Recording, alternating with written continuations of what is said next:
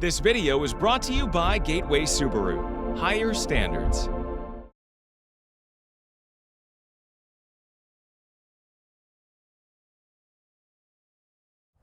Outdoors Delmarva covers everything outdoors, including real hunting and fishing situations involving wildlife. We do our best each and every week to keep it tasteful, but discretion is advised.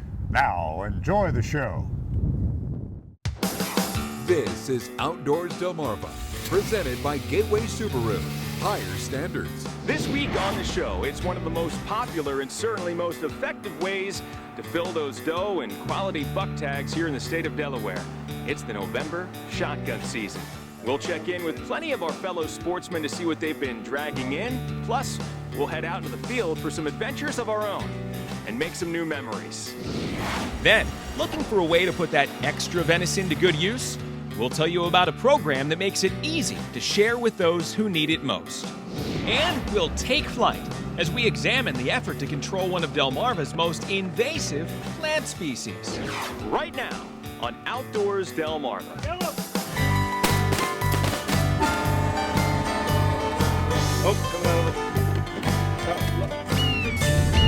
No, I'm not nervous. I'm just excited. This is a beautiful experience working with these birds. This is Outdoors Delmarva, presented by Gateway Subaru. And now, here's Mike Parker. Thanks for watching Outdoors Delmarva. I'm Mike Parker. We'll be checking in with Captain Willie Dykes in just a little bit. Well, as we bring you the show this week, we are wrapping up what is one of the most special times of the year here in the state of Delaware, talking about the November shotgun season. It gives sportsmen across the state the chance to get out and try to fill those doe and quality buck tags using one of the most effective and, of course, most popular forms of firearm, the shotgun. And even though the state of Delaware will achieve 50% of its annual deer harvest in these past 8 days, it doesn't mean it's easy. In years past here on the show, we've always hunted the opening morning of the Delaware shotgun season alongside friends, and then broke off to go take in some success stories at a local butcher shop or two. But this time around, our season began about a week early. The first Saturday of November marks Delaware's youth shotgun hunt for deer, and we joined father and son Eric and Nathan Reed on a property on the edge of Redden State Forest. Now, the Reeds have set this area up for success, and pictures shared from the recent muzzleloader season prove that an expanding food plot has now come to produce. We went out and I slept half the time, and then we were getting down and my dad saw a deer and I grabbed the gun and I shot it. There was another doe that came in and my dad was like, "Do you want to shoot that one?" And I said yes. Though as the hours pass by on this morning, almost too quickly to believe, the deer just aren't moving. And while we won't be walking away with any venison, the morning is still a success. It means a lot to me. I think it's a great opportunity for kids to get in the outdoors and enjoy it and see what it's all about. And when you can take a kid hunting and sit in freezing cold temperatures and come out smiling, I just don't think it's any better than that. By now, the shotgun season has officially opened for everybody, and as we fast forward to the first Monday, this is video taken by our friend Joey Melvin from Milford, who got a great look at a Spiky walking right beneath his stand. While we know Joey was waiting for something with more substantial antlers, unfortunately, any big bucks were also keeping their distance from these grazing does. On Tuesday, I was back out on a solo trip, perched in an enclosed stand on Ray Ellis's farm near Gumboro. And I'm overlooking basically a small food plot here off of a field with two distinct shooting lanes, one to my left and one to my right. But while promising, with rain picking up by mid-morning, this one too would end without taking a shot. Well, one of our favorite places to stop and gauge the success of local hunters here during the Delaware shotgun season is Mark's Meats here just outside of Millsboro. Unfortunately, we didn't stop here on opening morning. We were out hunting, so we waited until Tuesday to come see if anybody was bringing anything in. Well, it's turning out to be great news for deer processors like this. is also kind of disappointing for hunters who braved this rainy morning. Because our cores are full. Wow. We're doing the best we can to get them emptied out to take some more. Fresh. It's got blood all over it. I just shot it this morning. Luckily, by that evening, Captain Willie was able to track down some successful hunters who were dishing out more than just bucktails. So success in the field is a pretty important part of deer season, but every hunter knows that that is just part of the total experience. There's the getting together and sharing tips and stories and maybe eating a little chili too. You killed yours with a muzzleloader, right? Yeah, I always hunt with a muzzleloader. The last 3 or 4 years, the muzzleloaders are so accurate now that I generally just hunt with a muzzleloader. And they kill real well, have a lot of killing power to them, and I just like the muzzleloader over the single barrel shotgun that most people are using. I see. I really like the muzzleloader. How about you? Do you have I killed mine with a shotgun. Okay. I hunt in a real thick area, and I don't have a very long shot where I hunt, so the 12 gauge is my weapon of choice. Inspired by the stories going around Sussex County, I was down to one last try on Wednesday when I returned to the blind that I'd hunted in with the Reed boys back on Youth Day. And though a rustle in the woods around 7:30 was enough to send dreams of trophy antlers soaring through my brain, the best I was able to scrounge up were the 2 little buttons on this dandy little buck. Maybe next year. Coming up next on Outdoors Delmarva, we might not have soared to new heights during the shotgun season, but we will get our feet off the ground. Check out the effort to control an invasive plant species. But first, did you know? Even the biggest of bucks started out as button bucks or spikies. Learn more about these beginning stages of antler growth when we come back. You're watching Outdoors Delmarva, presented by Gateway Subaru. Higher standards. Sponsored by Ocean City Tourism, Shorts Marine, Shooter's Choice, Sean Mann Outdoors, and Wink Sporting Goods. Outdoors Delmarva will be right back. Get outdoors, Delmarva.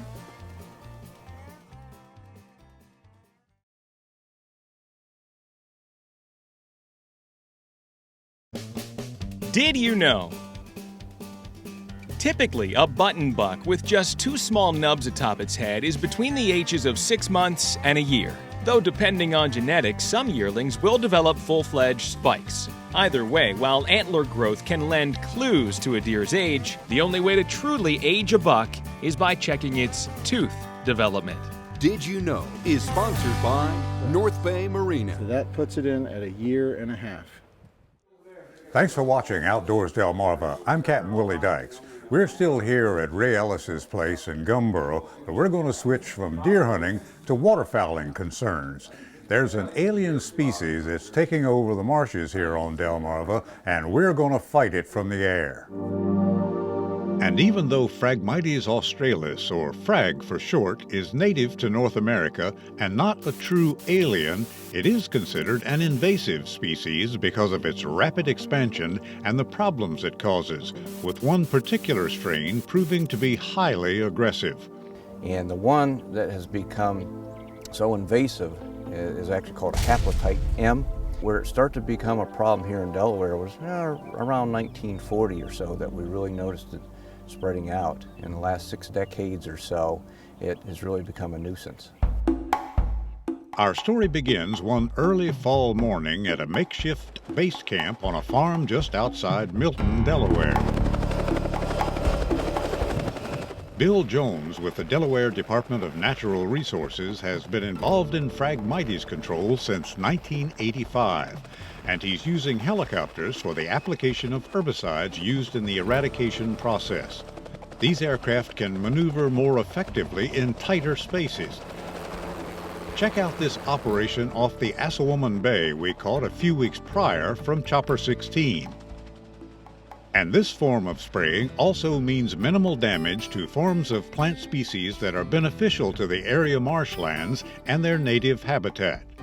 To ensure even greater accuracy, a map is downloaded from a computer to a memory stick that is in turn downloaded to the pilot's GPS system.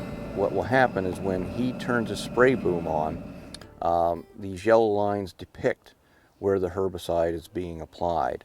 We can document for the landowner and our wildlife area managers where we sprayed the Phragmites for that year, and the pilot can keep track of actually what he sprayed so he doesn't get lost. You can imagine flying over these hundreds of acres of marsh, how difficult it can be to figure out where you've been, where you've sprayed and where you haven't.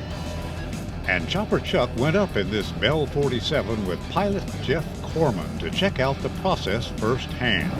Frag has the dark heads. That's Frag right there.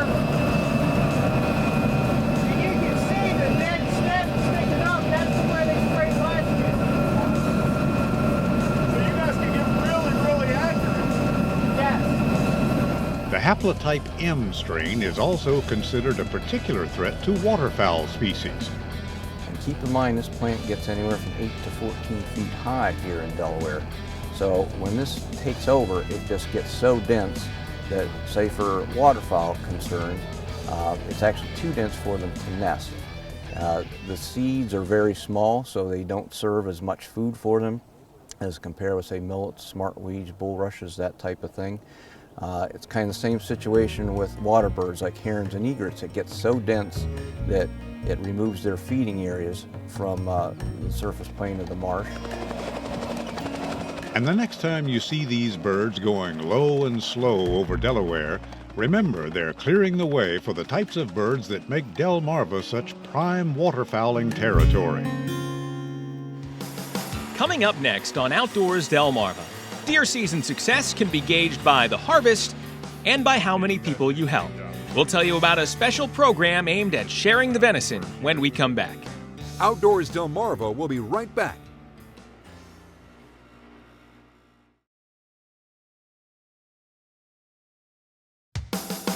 This is Outdoors Delmarva, presented by Gateway Subaru. Higher standards. Coming up on the next episode of Outdoors Delmarva.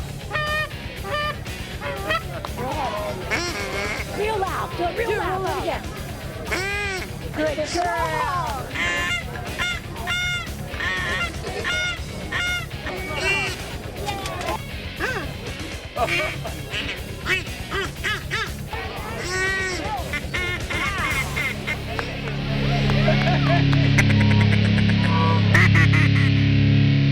Well, the shotgun season in the state of Delaware is now behind us, so we turn our attention to the upcoming rifle season for deer in Maryland.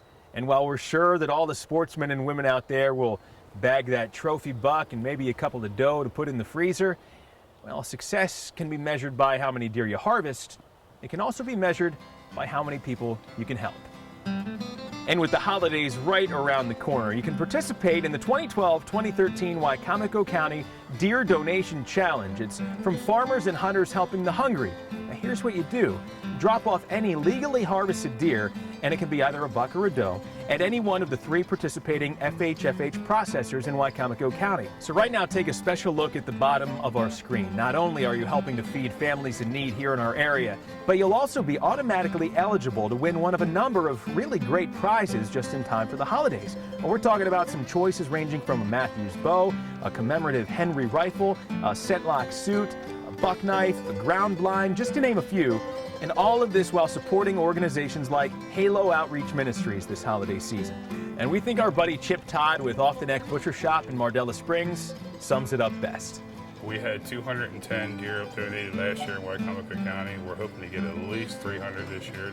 We'd love to see more. You can donate a deer at any of the 3 local processors, which is Off the Neck Butcher Shop, Wright Brothers Butcher Shop, or Jim's Custom Cutting. It's for people in need. We give them protein at no cost to them. We pay the butchering, the processing bill, and then we donate the meat. The majority of our product goes to Halo, Hope and Life Outreach, with Celeste Savage. All we need is people to harvest the deer and donate them, and hopefully you'll win. Now you've basically got until the end of hunting season or January 31st of 2013 to drop off your harvest at one of the participating processors. So get outdoors, Delmarva, and make a difference in someone else's life. Coming up next on Outdoors Delmarva, just because the crowds have left for the summer here in Ocean City, Maryland, doesn't mean there's still not plenty to do in the fall. In fact, Donna, you guys have a special name for it. Yes, we call it the second season, and it's happening right now. We'll tell you about some affordable family events next.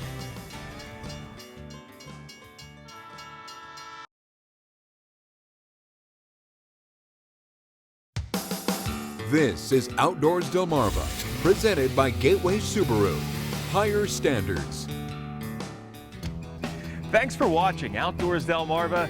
I'm Mike Parker, and we're back here in one of our favorite places, Ocean City, Maryland, the family seaside resort right in our own backyard. Great to enjoy in any season. And joining us right now is Donna Abbott with Ocean City Tourism. Hey, Donna. Hi, Mike. How you doing? I'm doing great. Well, I'll tell you what, just because of the crowds have left for the summer and it's not as warm out, boy, the town of Ocean City is still hot with action. Plenty of family fun to enjoy. In fact, you guys have a special name for it.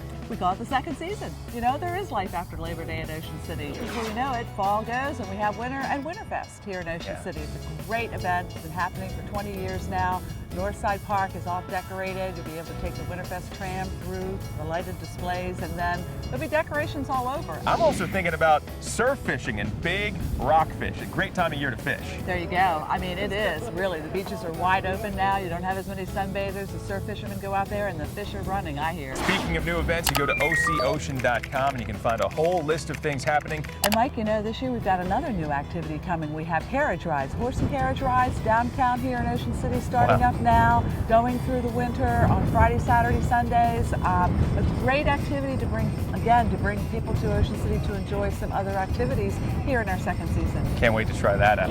All right, Donna Abbott with Ocean City Tourism. It's always a pleasure to get together and talk about everything happening here in Ocean City. Thanks, Mike. It is great to be here in Ocean City in the second season. I hope everybody comes and enjoys it. Lots of great things to do. Well, you said it. If you're looking for affordable entertainment, lots of free events, deals, and discounts, take the short drive to this beautiful backyard family seaside resort, Ocean City, Maryland. The second season is happening right now. Coming up next on Outdoors Delmarva, your latest viewer videos and pictures. Outdoors Delmarva viewer pictures are sponsored by Shorts Marine.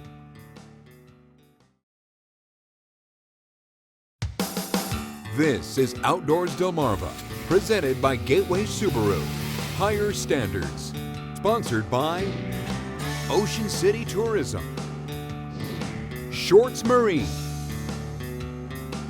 Shooter's Choice, Sean Mann Outdoors, and Wink Sporting Goods. Well, it's time now to take a look at some of the videos and pictures sent in by our own Outdoors Delmarva viewers. And you bet, we've got some deer to show off this week. Richie Moxley had a successful opening morning of shotgun season. Check out this 10-pointer harvested near Seaford. Emily Wilson from Newark walked away a winner on Maryland Youth Day. Her first ever hunt resulted in a 10-pointer with a kicker. Let's just call him an 11. Waylon Mabry was hunting the Blackiston Wildlife Area in Clayton when he encountered this wide 9-pointer. And we have a couple of more youngsters who filled their tags during the Maryland Youth Hunt. Jacob Michelson of Wicomico County bagged a 10-pointer. And Ethan Matthews of Church Creek made the most of his time in the field, bagging this button buck near Hurlock. Fred Litchfield went deer hunting in Sussex County, but ended up bringing home something else. Check out this coyote taken while hunting at Assawoman Wildlife Area. And here's a picture from a local hunter who found success on a Florida hunting adventure. Tommy McDonald from Seaford used his bow to take this wild boar. Well, we love sharing your outdoors videos and pictures. You can send them by email to mparker@wboc.com or post them to the Outdoors Delmarva Facebook page. And don't forget to tell us your name and where you're from. All right, Willie, another week of adventures is now behind us. So until next time, for my partner, Captain Willie Dykes, I'm Mike Parker, reminding you to have a happy Thanksgiving. And get outdoors, Delmarva. Oyster stuffing this year, Willie? Absolutely. All the fixings. Gonna kill some cranberries, too. Watch out. Cranberry killer on the loose. If you've got an upcoming adventure here on Delmarva or beyond, we want to see it. Whether it's a fishing or hunting trip, or going camping or hiking with a community group or friends, let us know, and we can put the Viewer Venture Cam in your hands. Got an idea? Email Mike at mparker@wboc.com. It's the Outdoors Delmarva Viewer Venture Cam. You shoot it, we'll show it.